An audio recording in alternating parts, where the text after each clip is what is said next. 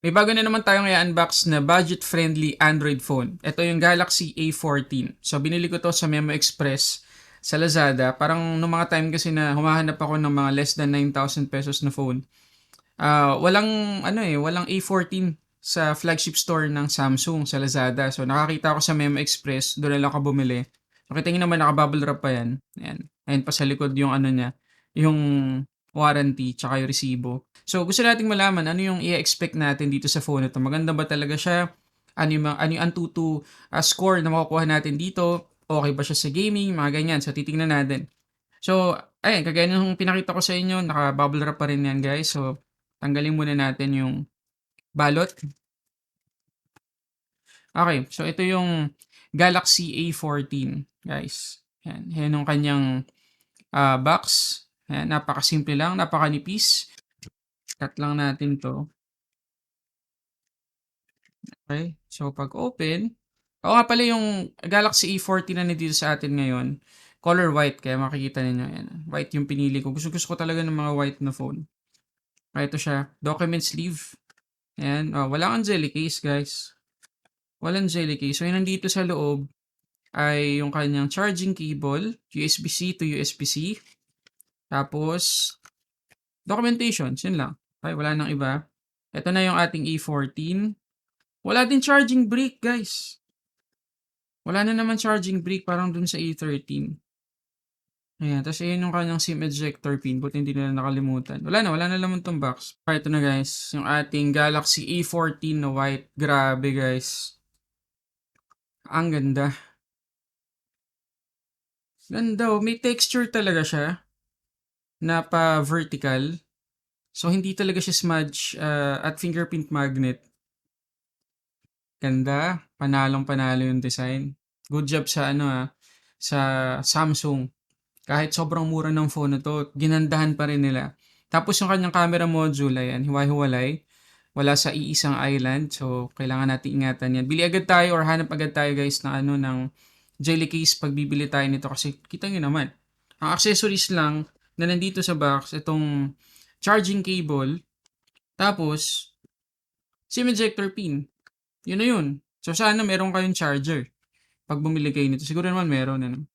Pero if ever na wala, ilagay ko yung link ng Ugreen. Kasi yung Ugreen guys, pinagkakatiwalaan ko talaga yan pagdating sa power bank, cables, saka charger. So yun ang marirecommend ko sa inyo kung wala kayong charger. Tapos dito sa may right side, ayun yung ating fingerprint scanner, power lock button na rin.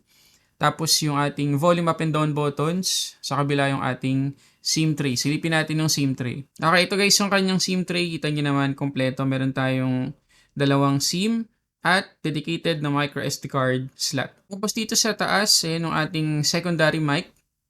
Tapos dito sa ilalim, yung ating main mic, headphone jack at yung ating speaker. So, parang single firing speaker lang itong phone na to. Pero mamaya do double check natin yan. Tapos, ayan, ino-on ko na siya guys. Ito siya guys, kita nyo ayan, naka-notch. Tapos medyo makapal yung ating chin. Yung overall na bezel medyo may kakapalan pero hindi na ako masyadong magrereklamo dahil budget-friendly Android phone to ng Samsung guys. So, ayun guys, wala din tayong screen protector dito out of the box. So, yun yung kailangan ninyong tandaan na kapag bibili kayo ng A14 or kahit ibang budget-friendly Android phone ng Samsung. Actually, kahit yung S23 Ultra pala, no? Kasi S23 Ultra, wala ding screen protector, walang jelly case, wala ding charger. So, yun din yung case dito sa A14. Sana Samsung, magawa naman natin ng paraan yun. Kasi alam namin we appreciate the effort na meron kayong mga murang phone. Pero kahit sana screen protector tsaka jelly case. Kasi yung charger, magagawa natin ng paraan yan, guys, di ba? Magagawa natin ng paraan yan. Pero yung screen protector, jelly case, lalo na sa ganitong bagong model ng phone, medyo mahirap kasi humanap Samsung eh. So baka naman, 'di ba? Kahit dagdagan niyo ng kaunti yung presyo, konti lang mga 100 pesos. Mga ganun. Magkaroon lang kami ng protection out of the box. Napakalaking bagay na nun. So, sa setup ko muna to guys, balikan ko kayo, kuha lang ako ng mga benchmark, tsaka mag-install lang ako ng ilang mga application tsaka games. Okay, so tapos ko na i-setup itong Galaxy E14. So, pag-usapan natin, Mag-umpisa tayo dun sa mga bloatwares na makikita natin sa kanya. Okay, kapag malapit na nating matapos i-set up itong phone na 'to, merong lalabas na ganito. Yan, bago yung home screen makikita natin 'to. Meron tayong option kung i-install natin yung ilang Samsung apps kagaya ng Samsung 321 at saka yung Smart Tutor. Pero the rest like Lazada, One Esports, Shopee, Disney Plus at iba pa, wala tayong ibang option kundi accept yan na talagang may install dito sa phone na 'to. So after nating ma-setup itong A14, tingnan natin yung mga na-install pang mga bloatwares. So, ayan. So, itong naka-folder na to na installed, ako lang naglagay niyan. Pero the rest na nakikita nyo ngayon ay kusang na-install dito sa A14. So, imagine, gusto kong magtipid sana ng storage, ng RAM, pero wala akong magagawa. Talagang install yan ng kusa dito sa A14. Pwede mo namang i install. For example, itong Shopee. Ayan. Pwede mo namang i install. Itong mga games na to. Pwede mong i-install yan. Pero ang good news dito sa E14 pagdating sa Wi-Fi connectivity, pwede siyang connect sa 2.4 GHz na Wi-Fi connection, pati na rin sa 5 GHz Wi-Fi connection. Ngayon, para din sa mga interesadong malaman yung haptic feedback ng phone na to, well guys, sad to say, hindi siya ganun kaganda. Sobrang typical. Isa pa, single firing speaker lang itong A14. So, wag niyong expect na sobrang ganda ng tunog. Pero, nagulat naman ako kasi hindi ako nabitin sa maximum volume, hindi rin muffled yung tunog. So, okay na din. Okay, pagdating sa display, 6.6 inches yung size niya. PLS LCD yung ginamit nila dito. Full HD Plus resolution at 400 yung kanyang PPI. At hindi to high refresh rate na display, 60 Hz lang. Okay, so ano bang difference guys ng PLS LCD sa IPS LCD? Well, according sa research ko, pwede rin kayo mag-comment dyan sa baba kung meron pa kayong ibang input. Ang PLS ay slightly better sa IPS, lalo na pagdating sa pagiging mas maliwanag ng display. So, brighter display yung PLS LCD compared sa IPS LCD. So, good news naman na kahit papaano better yung nilagay nilang panel dito. Pero okay lang sana kung IPS, pero at least 90 Hz sana, 'di ba? Kaya naman 'yun. Kakita natin doon sa Itel S23 4G nagawa nilang 90 Hz yung display. So mas maganda kung IPS LCD 90 Hz. Pero hindi pa rin ganun ka-perfect yung display na nilagay nila dito kasi makikita nyo dito sa yung bandang baba, may yellowish tint. Hindi ko sasabihin na, well, ang hirap magreklamo kasi ang mura. Sinasabi ko yun sa ibang aspect. Pero dahil may mga phones sa ngayon na sa ganitong presyo, ang ganda na nung display, kagaya nung sa Redmi A2 Plus, Itel S23 4G. Magaganda yung display ng mga yun. Wala tayong yellowish tint na nakita kahit sobrang mura lang nila. Pero sa Samsung, hindi ko talaga in-expect na makakita ako ng yellowish tint. Pero meron guys. Pero good news naman, yung kanyang widevine security level, level 1. So makakapag-play tayo dito ng mga HD content. Pero double check natin sa Netflix application. Okay, good news ulit guys. Makikita ninyo yung maximum playback resolution niya dito sa Netflix, Full HD. So may utilize natin yung 1080p display nitong A14. Pero ang maganda naman dito guys, kahit 60Hz lang, talagang napaka-smooth niya. Wala tayong ghosting dito. Hindi kagaya sa ibang mga murang phone. Pag sinabing 60Hz, may nararamdaman ka pang ghosting or delay, pero dito wala naman. Okay naman. Pagdating naman sa performance, naka One UI Core 5 tayo dito on top of Android 13. Exynos 850 yung ating chipset. 4GB ang ating RAM at 128GB yung ating internal storage. Mamaya tingnan natin yung Antutu score na makukuha natin sa chipset na to. Pero para dun sa magtatanong kung ano bang difference ng One UI Core sa normal na One UI, well, parang ano lang po yan, Android Go edition. So, mas light yung version ng One UI na nilagay nila dito, which is tama lang naman kasi napaka-basic ng chipset, tapos 4GB lang yung RAM. So, tama-tama lang. Mabubuksan naman natin yung mga everyday applications natin like Lazada, Shopee, pero try natin yung Google Maps. Yan, so makikita nyo naman guys, yan, mabilis mag-load. Yung mga street names. Ayan. Okay naman. Okay, so dalawang Antutu score yung ipapakita ko sa inyo guys. Yung una ay nung kakatapos ko lang i-set up. Yung pangalawa ay after kong i-apply yung software update. Tingnan natin yung difference. Okay, so ito yung una. 189,594. Ang baba guys, hindi ko ma-justify sa totoo lang. Pero tingnan muna natin yung score after kong ma-apply yung software update. Ito muna yung screenshot ng kanyang software update. Nasa mahigit 200 MB yung size niyan. So ito yung Antutu score. So tumaas naman talaga, naging 190,160. Hindi ko pa rin ma-justify guys, sa totoo lang, kahit umabot siya ng 190,000 kasi yung Itel S23 4G nakakuha ng mahigit 260,000 na score para sa ganung presyo.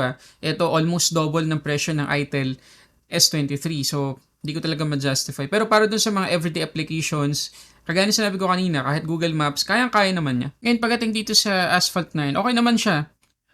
Napatakbo naman niya. For the most part ay smooth naman. Konting-konti lang naman yung frame drops natin. Pero minsan, may mga frame drops na talagang nakaka-annoy, nakakasira sa gameplay natin. Tapos, yung graphics na na-generate niya, hindi ganun kaganda. Potato quality na. So, yun yung mga kailangan niyong tanda. Hindi talaga designed for gaming yung phone na to. For basic applications, tsaka task lang. So, hindi ko na i-recommenda na mag-ano kayo dito, mag-games. Sayang lang effort nyo. Pero nag-excel talaga itong Galaxy A14 sa battery consumption. Tingnan natin. So, ito yung result ng ating wildlife stress test. So, makikita ninyo na 3% lang guys yung nabawas sa battery after yung 20 minutes mahigit na pag-test sa kanya. Tapos yung temperature naman, nadagdagan lang ng 1 degree. So, pagdating sa battery consumption, ayos na ayos at talagang reliable yung phone na to. At kahit nung nagsisetup pa lang ako kanina guys, nag-start ako ng mga 46% siguro. Tapos natapos ako 43%. Tapos ano na yun ang dami ko nang na-install nun dito sa phone na to. So talagang okay siya pagdating sa battery consumption. Pagdating naman sa charging time, 23 to 100%, 1 hour and 50 minutes yung inabot. So medyo matagal talaga.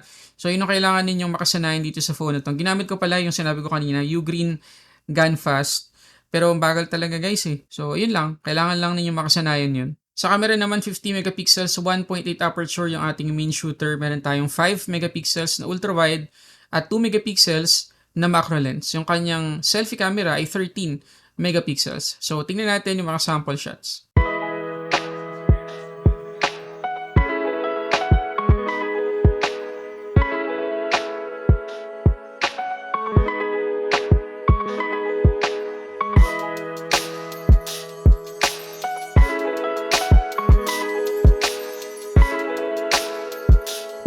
Okay, so ito naman yung ating 1080p video recording dito sa main shooter ng Galaxy A14. Okay, wala tayong stabilization, syempre. Ayan. Pero pagdating sa quality, mukhang okay naman. Looks good naman. So, try natin yung 2 times na zoom. Ayan. Syempre, digital lang yan. Try natin yung sagad. Pwede nating i-zoom up to 10 times. Readable naman guys, readable yung mga keycaps natin. Balik natin sa 1x. Yan, malayo mararating niya. Okay? So, try pa natin dito. Try natin yung 10 times. Okay, readable pa rin. Balik tayo sa 1x. Okay, so ano masasabi nyo guys? Comment kayo dyan sa baba. Okay, so ito yung ating selfie video dito sa selfie camera ng Galaxy A14. So hanggang 1080p 30 frames per second yung pinakasagad na resolution na pwede nating maset dito. Obviously, walang stabilization. Hindi naman natin pwedeng expect yan sa mga ganito kamurang phone. So ayun siya guys. Okay naman. Pwede na. Wala namang nakakawaw na factor sa quality. Medyo madilim pa nga Pero okay na. Okay na din. Kayo guys, ano masasabi nyo?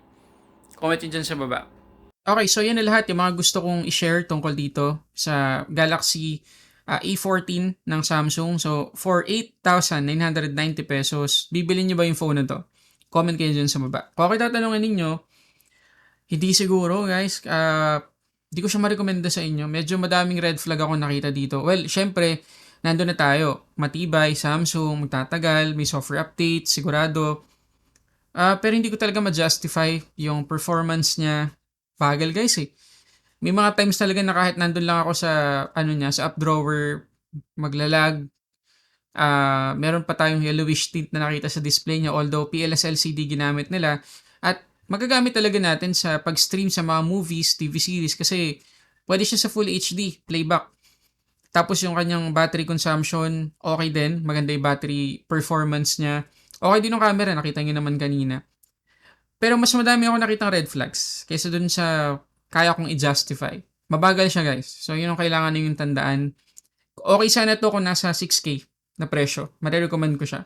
Pero for 8,990 pesos, medyo sobra eh. Tsaka Samsung ewan ko lang kung makakarating to sa inyo.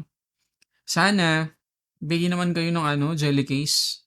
Kung wala man jelly case, sana may screen protector na out of the box. Napakalaking bagay sa aming mga typical consumer. Yung mga ganong bagay. Alam niyo yun, gusto namin na pagkuha namin ng phone sa box, pagka-unbox namin, gagamitin na lang. Wala na kami intindihin o bibiling additional agad-agad.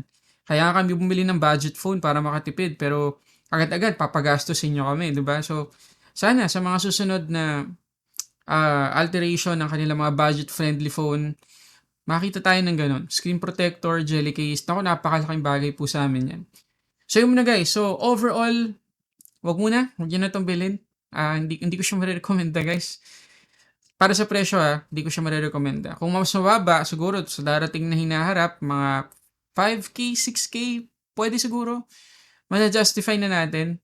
Pero almost 9,000, mahirap i-recommenda. So yun muna guys, maraming salamat sa panonood para sa samot-saring unboxing reviews. This is Sulit Tech Reviews.